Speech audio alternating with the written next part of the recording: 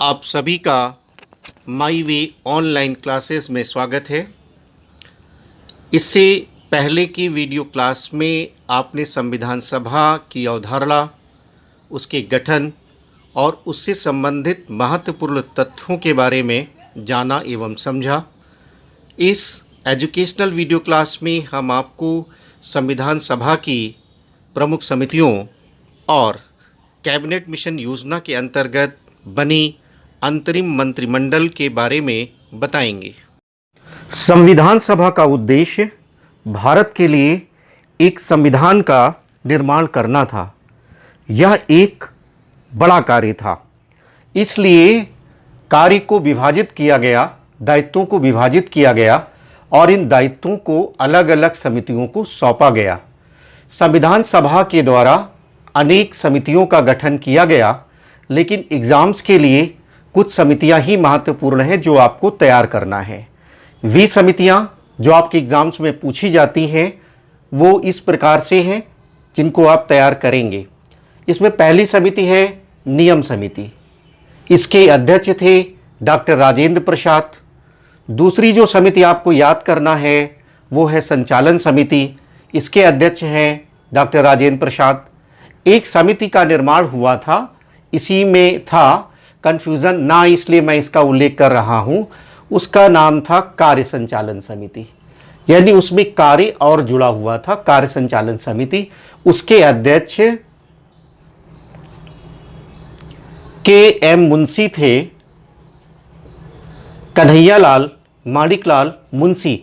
ये आप अलग से नोट कर लेना, इसलिए उल्लेख किया है हमने, कोई कन्फ्यूज़न ना हो जाए, कभी एग्जाम में आ भी जाए तो आप इसको कर लें। संचालन समिति डॉक्टर राजेंद्र प्रसाद, कार्य संचालन समिति कन्हैयालाल माणिकलाल मुंशी।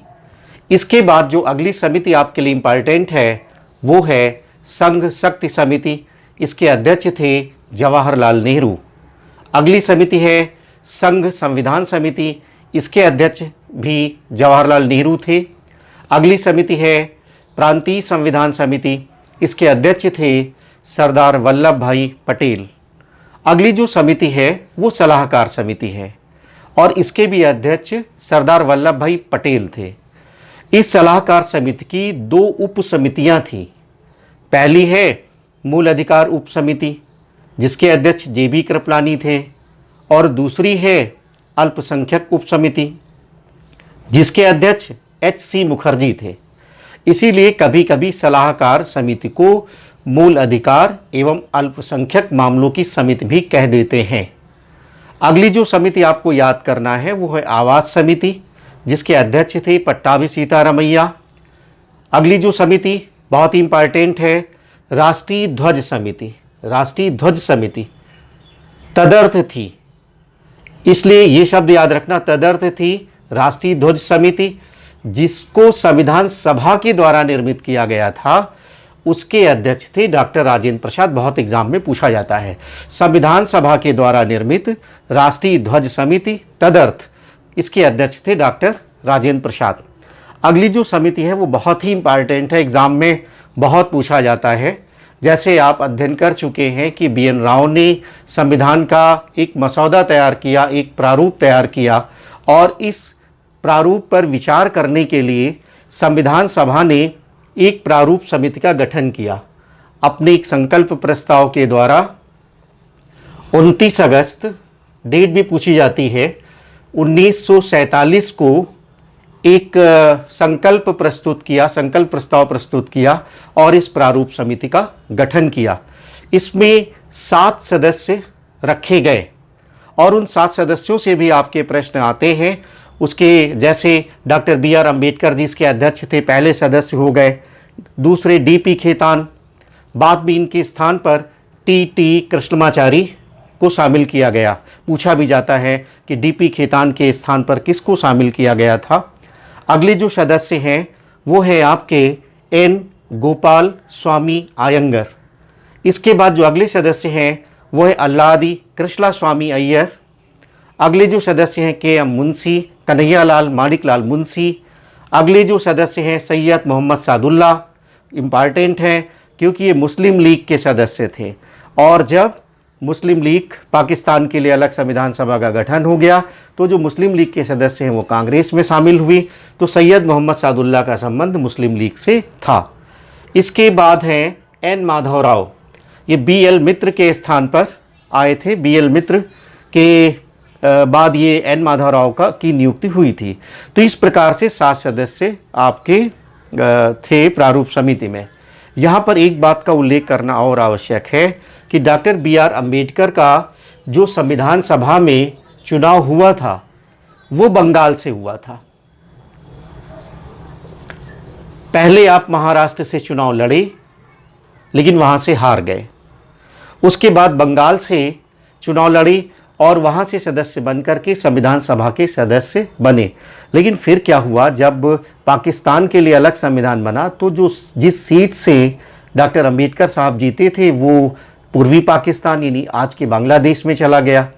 फिर इसके बाद BN राव की सलाह पर महाराष्ट्र से फिर चुनकर भेजा गया, M जयकर का इस्तीफा लिया गया और उनके स्थान पर डॉक्टर अम्बेडकर साहब को संविधान सभा का सदस्य बनाया गया। तो ये भी बड़ा इंटरेस्टिंग फैक्ट है, कहाँ से पहले बंगाल से सदस्य बने, बाद में फिर बॉम्बे से महाराष्ट्र से सदस्य बने। इसके बाद आपको कैबिनेट मिशन के बाद जो संविधान सभा बनी और उस दौरान सरकार के संचालन के लिए एक अंतरिम सरकार की व्यवस्था हुई, एक मंत्रिमंडल बनाया गया जो सरकार का संचालन कर रहा था। उस अंतरिम मंत्रिमंडल को भी आपको जानना है। ये 2 सितंबर 1946 को बना था। इसके जो सदस्य हैं उनको कौन कौन से विभाग दिए गए, ये आपके एग्ज़ाम में पूछा जाता है। जैसे पहला प्रश्न ये बनता है कि अंतरिम मंत्रिमंडल का अध्यक्ष कौन था, तो अक्सर बच्चे कंफ्यूज्ड हो जाते हैं और भी जवाहरलाल नेहरू को अध्यक्ष मान लेते हैं, लेकिन ऐसा नहीं है। ये आज़ादी के पहले का है। याद रखना है कि आज़ादी के पहले कैबिनेट मिशन योजना के अंतर्गत बने अंतरिम मंत्रिमंडल के अध्यक्ष लॉर्ड माउंटबेटन थे, ये आपको याद रखना है। जवाहरलाल नेहरू उपाध्यक्ष थे। फिर से आपको इस बात पर हम ध्यान आकर्षित करते हैं कि अंतरिम मंत्रिमंडल जो भारत में बना उसके उपाध्यक्ष जवाहरलाल नेहरू थे। इनको विदेश विभाग भी मिला, राष्ट्रमंडल से संबंधित कार्य भी आपके पास थे। इसके बाद वल्लभ भाई पटेल गृह मंत्रालय, सूचना प्रसारण विभाग, ये आपको मिला। बलदेव सिंह रक्षा मंत्री बने। जॉन मथाई उद्योग तथा आपूर्ति मंत्री बने। C राजगोपालाचारी शिक्षा मंत्री बने। CH भाभा कार्य खनन एवं बंदरगाह से संबंधित कार्य देखते थे। राजेंद्र प्रसाद खाद्य एवं कृषि विभाग था आपके पास। आसफ अली रेलवे मंत्रालय था आपके पास। जगजीवन राम श्रम मंत्रालय। लियाकत अली खां वित्त मंत्रालय। I चुंदरीगर वाणिज्य मंत्रालय। अब्दुल रब नस्तर संचार मंत्रालय। जोगेंद्र नाथ मंडल विधि मंत्रालय। गजानतर अली खां स्वास्थ्य मंत्रालय। यहाँ पर आप जो ये लियाकत अली, IR चुंदरीगर, अब्दुल रब नस्तर, जोगेंद्र नाथ मंडल, गजानतर अली खां के नाम देख रहे हैं, इनका संबंध मुस्लिम लीग से था। तो इस प्रकार आपने संविधान सभा के द्वारा बनाई गई समितियों और अंतरिम मंत्रिमंडल के बारे में पढ़ा। बहुत सारे फैक्ट, बहुत सारे तथ्य यहाँ से जुड़े हुए हैं, एग्ज़ाम्स में पूछे जाते हैं। आप इनको कम से कम 2-3 बार अध्ययन करें, 2-3 बार सुने इन बातों को, तभी ये तैयार हो पाएंगे।